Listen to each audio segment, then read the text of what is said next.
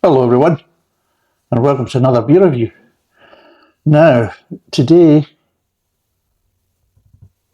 we're on a beer from the northeast. Yeah, so today we're doing Samson from the Maxim brewery. Now I've got a few different kind of bottles from the Maxim brewery. Obviously I've got the famous kind of aforementioned one, which is the double Maxim brand. But today we're doing Samson. Now, I think I've had these years ago. In fact, I'm trying to remember. I remember having them in Sunderland. And I remember I was doing some work out there. And I was put up in a hotel that didn't have a restaurant or a bar. So when I went out to kind of find a place to eat, one night I found a place that also was kind of doing the kind of Maxim Brewery products. And yeah, if I remember rightly, I actually quite enjoyed them. I think I actually enjoyed the beer better than the food, if I remember rightly. But yeah, I mean, it doesn't really say very much. Maxim Brewery, Samson, Great North beer, 500ml, 4%. What does it say on the back?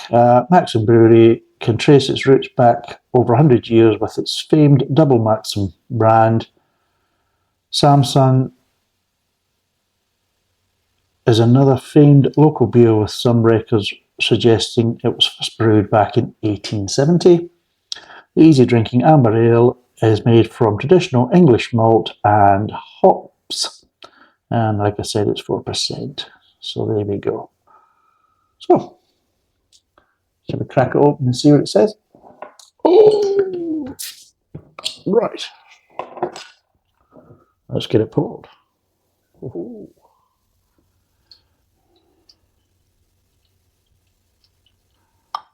Back to doing a few beer reviews, one after the other. I've actually just done a Fuller's beer, and I'm hoping to God this one will take the flavour out of my mouth because it's lingering, even though I've actually kind of drunk some water and everything else to kind of try and clear out the palate. So, how it looks, well, as you can see, it's a very dark amber ale. It's very kind of a dark chestnut, very dark kind of copper colour. So it's a very dark amber ale. Smell wise, straight away, I'm getting malt. That's what's standing out to me, is malt. And yeah, getting caramel and toffee notes, and some a nice kind of toffee note as well. So not really getting any grain, and definitely no hops coming through. But yeah, a nice maltiness. I'm trying to think, this is a kind of what it smells like. It's almost slightly toffee appleish, you know. That's what it does. It smells slightly toffee apple.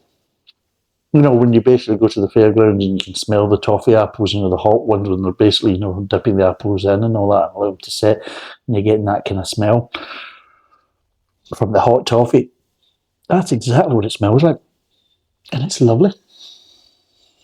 So it's absolutely lovely. So, let's see what it tastes like.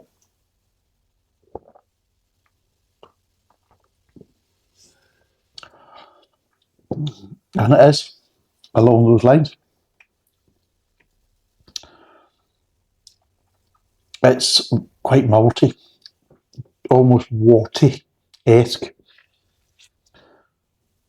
But the great thing is, a lot of these ones where you sometimes get that kind of slightly warty kind of feel to the beer, there's a kind of sweetness that goes along with it. It feels like it's almost like not really been fermented particularly well. This one doesn't have the sweetness. So you're getting that kind of slightly kind of warty edge, kind of maltiness, but you're not getting that sweetness. And that's the kind of best way to kind of describe this right now.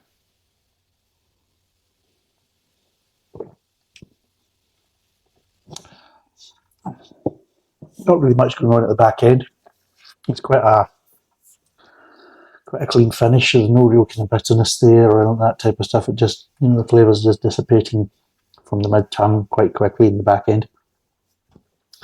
So even though it's a nice kind of strong kind of front of the mouth, quite a weak kind of back end, which again is fine. I don't see that as a problem. Although I'm really enjoying something more bitter, especially at the back end.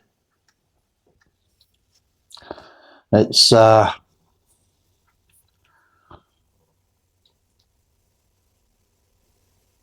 not really playing into my kind of,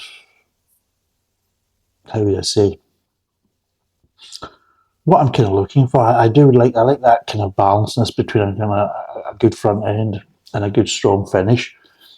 This is a weaker finish, which again is fine. I mean, because at the end of the day, not every beer has to finish with bitterness and everything else, no matter how much I would like it to. But you've also got to understand is that certain sessionable beers, when this is more of a kind of a traditional kind of,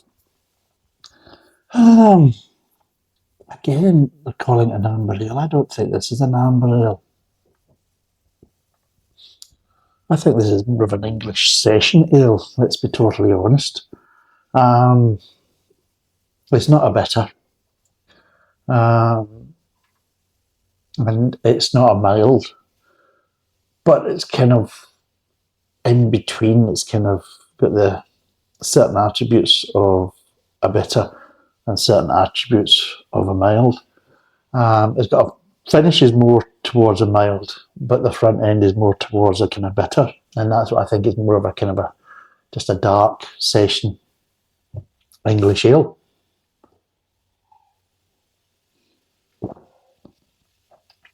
Which is nice. I do like. I find this very enjoyable. Yeah, just the problem is though is I just the way the flavours are going, I just like I'm expecting a wee wee bit of bite at the back end, and it's just not there. And every time I take a sip, I'm like, waiting for it. It's just not happening.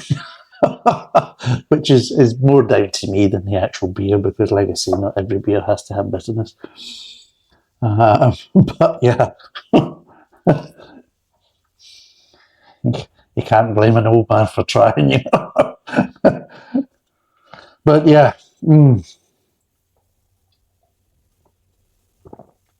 but yeah, overall, very easy drinking sessionable beer. And yeah, you can imagine having a right good session on this stuff. And it is very easy drinking. There's not much resistance at all. To the point is that this would be a very nice beer, even in the summertime, just because it just doesn't have that kind of complex back end. And I think it's probably better to be this way, to make it kind of more of an all-rounder throughout the seasons, where it has that nice maltiness to start with, and then it just kind of eases off, and it's just like, if you want that maltiness, you've got to take another sip, and then it just eases off. And it's like, you can see just a loop going on here. And yeah, I can see how that works from that point of view. But again, just especially with a dark beer, when you get a slightly kind of a darker beer, when I seen the colour, I'm thinking, it's going to be a bit of bitterness to it. Trying to remember, and I couldn't remember it having any bitterness. But then again, I'm that age where my memory fails me, and I'm thinking, well, I could be thinking of something, that's actually something else, really, from my memory. But I couldn't remember it having any bitterness, and I was right. But yeah, it's one of these ones where, yes, you could drink it any time of year, session-wise. And at 4%, it's in the realms of a lot of these kind of mainstream lagers. A lot of these mainstream lagers are kicking around about between the 4 and 4.5%. And this would be a lovely alternative to all this nonsense, especially in the summertime. If you wanted something that was kind of nice and refreshing with a nice clean finish, this would actually do the job. But it's got a nice kind of toffee maltiness to it, a nice kind of level of sweetness, not crazy sweetness, but just a nice level of sweetness. It just kind of works with it. Because the problem is if the sweetness is too strong and you've also got a strong kind of maltiness, then it becomes quite sickening very quickly. So it does. The two of them just kind of, even though they're together, they just become a bit too much. It becomes a bit sickening. You think, oh, I can't do it. But no, it isn't. It's just the right levels on this. So let's break down the flavours. Right. You get really nice kind of toffee malt right at the front. Boom. There you go. A little bit of slight breadiness for the grain. It's a bit of a strange one because there's a sweetness there, but you detect the sweetness a bit at the front end, but it doesn't fully develop until it's on the mid-tongue. So again, it just obviously the feels that the sweetness is ever so slightly delayed, which means that it's not working in conjunction with this kind of strong maltiness to start with, which means it doesn't have that kind of sickening quality. Because it just feels like it's just slightly staggered. It's not like fully in line, it's just slightly offset. So the sweetness doesn't fully develop until the mid-tongue. And again, with the mid-tongue, it's just a kind of, the maltiness kind of slightly dies down a bit. The sweetness just slightly kind of fills that gap, and a nice level of grain going through it. And that's it. There's not really much else happening in the mid-tongue. They're just like a slightly kind of rearrangement of intensity of the original flavours in the front of the mouth. And then it just gets to the kind of the back end, back of the mouth aftertaste, and everything just dissipates nice and clean. It's like, there you go, thank you very much. Next up, and it's like that. And yeah, it's not a complex beer. It's quite a simple beer. It's quite a nice beer. If you're going to take it what it is, not every beer has to be complex. Not every beer. I mean, it's like you're making beers for different situations, and this is a kind of stand in the pub all night, have a right good session on it, go home quite happy. But it's nice because it's got a nice kind of malt feel to it that you kind of get this feeling of quality. This is the thing. You can get malt where it's kind of, you get malty flavours, but it's lacking body and it's lacking this, that, and the other, and it just feels like it's not quite right. Well, this has got a nice malty edge to it. It feels like it's quality. There's a body to it as well, but not overly kind of thick in the body where it stops being sessionable. It's like somebody's written down, I want a nice malty, sessionable ale with a clean, uncomplicated finish, an easygoing kind of mid-tongue, but quite a good kind of initial bang at the front end. And it's like somebody's like kind of written this down and thinking, okay, fine. And they've made it exactly like that. And yeah, it's a nice, malty, sessionable ale. And I like it. Again, but the problem is that it's my only bottle. I only got one. Because the problem is, I had to buy them through a third party because I wanted to get other beers that unfortunately weren't available in the bottle if I bought them from certain, their own kind of brewery websites. There was only limited to certain beers that were available in the can. And some beers weren't available in the can, so for me to actually get a better kind of selection, I had to go through a third party, which of course added their markup onto it, so it made the bottles a little bit more expensive than what I would be if I'd been buying them. But the problem is, these breweries, the Maxim brewery and the Hadrian Borders brewery and things like that, a lot of them are doing kind of local delivery only for their bottled ales, and only kind of national delivery on their cans, but unfortunately, quite a few of their beers aren't available in the cans. So I had to go through a third party that are obviously local, that are obviously kind of taking up the mantle away from the brewery. Well, if you're not going to do it, we will, which is fine. It's great. I mean, they're providing a service, and without them, I wouldn't be able to get these beers at all, especially when I was basically down in Devon when I ordered them. So, yeah, I've had to pay a little bit, kind of an additional markup on the beers. But they're providing a service, and without them, then I wouldn't get them. So I understand, they're there to make money. It's a process. And yeah, they're providing a service for me because without them, I wouldn't get them. So yeah, I'm quite happy to pay that. So fair play to them. But because of that, with me ordering a few beers, it kind of added up to kind of a decent amount, for the amount of bottles I was getting. So I thought, right, I won't order any extras. So again, I'm at that kind of mercy of like, I'm enjoying the beer. It's a sessional brew beer, so you think, oh, I can go quite a few of these, and I can't because I've only got one. So, yeah, I'm a victim of my own kind of Scotsman's kind of miserliness, I'm a miser, So, yeah. But yeah, I mean, it's a sessional beer. It'd be nice to actually have a good session on it. But maybe that might be coming up because I've tried a couple of Hadrian Borders brewery beers, and I'd like to try them on cask. So what I'd like to do is actually go up there and maybe spend a weekend up there and go around some of the pubs and try some of these beers on cask and enjoy them and things like that. I don't know if I'll film them. Again, one of the biggest problems is turning up to unknown pubs. I know there's reviewers that go around the pubs and do all that, and it's great.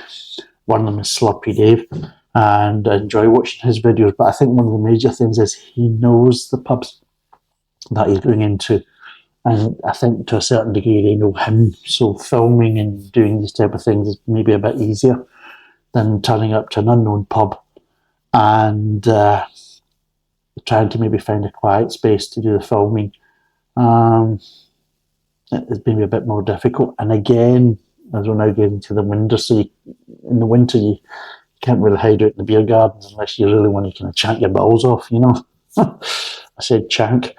It's chanking out there, maybe not the best time. And again, inside, well, maybe quite a few of the kind of locals maybe might not want or appreciate kind of some arsehole in the corner filming away. So you've got to kind of understand that way. I mean, at the end of the day, I'm a visitor and it's a regular that keeps the pubs going. So I would expect the pubs to kind of facilitate the regulars more than some arsehole turning up, trying a few beers and then never be seen again just because he wants to film. So I've got to be realistic from that point of view.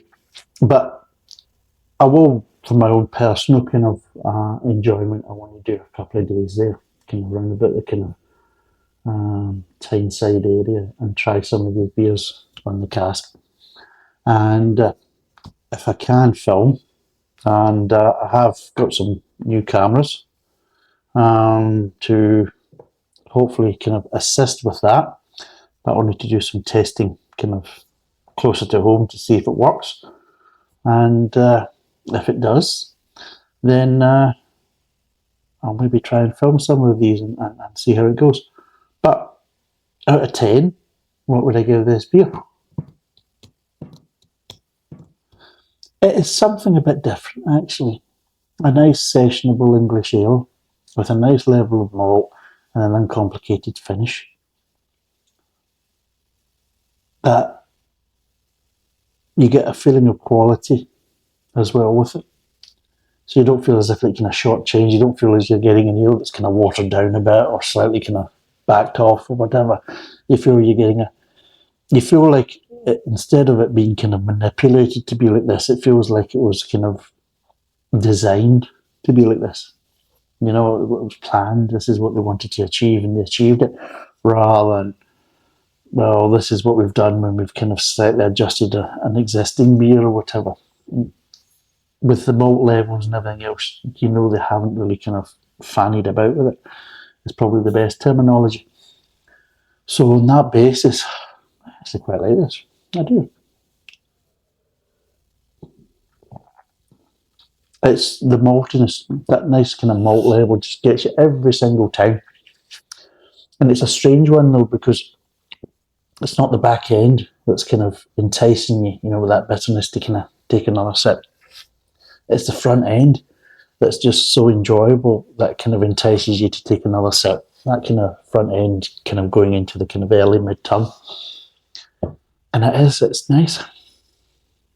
Yeah, I'm going to give it a 7. It's nice, but it's also kind of slightly more unique, especially with me kind of being more based in the south.